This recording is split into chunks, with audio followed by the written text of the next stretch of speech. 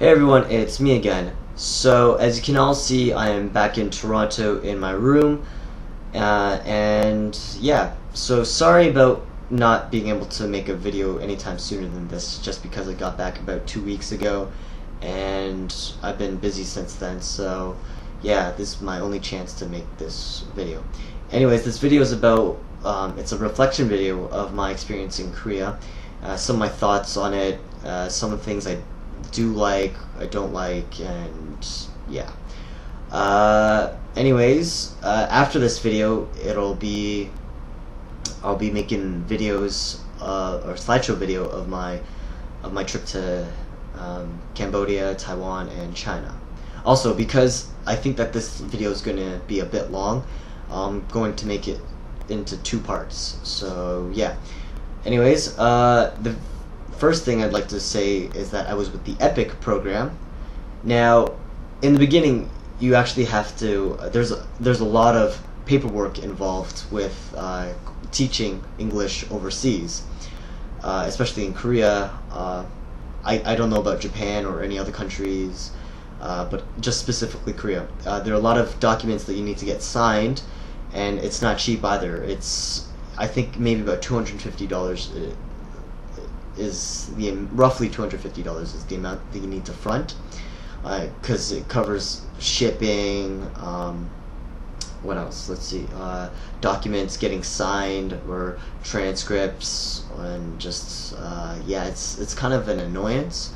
And also, when I started teaching in September. Now, I started applying in April, so it was, yeah, that took quite some time as well. But I found out that I got the offer back in June. So yeah, from April to June, that's when that's when the actual process took place. But yeah, so you guys do the math if you're interested. Another thing about EPIK is that it's very random. So when I say random, it's just like you don't know what you're gonna you don't know where you'll be teaching until like pretty much the last day we're at orientation. Of course you'll know which city, but you don't know which school, or you don't know what level you're teaching. So it's not up until the very last day at orientation is when you'll find out which school you teach at, and which level it is.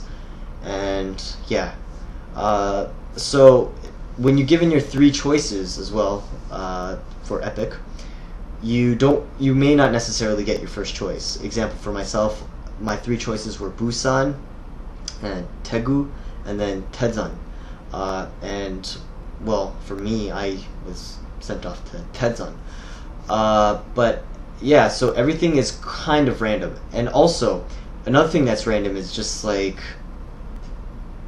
the place that you get, because your co-teacher will have already picked it out for you. Now, when I went in, I was kind of shocked, because I was like, oh my god, my place is so small.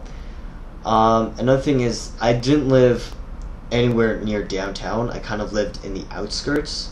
It was about a what was it?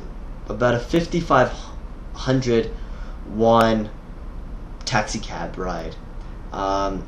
If I took a bus, it'd take about 40 minutes to get downtown, but by taxi about 20 or 15 minutes. So yeah, 5,500 is about $5, which isn't too bad. But the thing is, yeah, it's not too bad. But some people some of my friends, they actually lived like downtown, closer to downtown. So it's kind of like make it or break it. So you might be placed downtown, you might be placed in the outskirts, or a friend of mine, she was placed pretty far. It was about an 8,000 won cab ride, and in Korea that's pretty far. So yeah, no, that's what I mean by it's random. Oh, another thing is the place that you get may not be to your liking. Now, I've had a couple of complaints. Well, I've complained to my co-teacher about my place a couple of times because of the hot water, because it had mold. Yeah, mainly because of those two things. So, like I said, it's all random with EPIK. We're just going overseas to Korea. So, maybe not at an academy, but I know with EPIK it's totally random.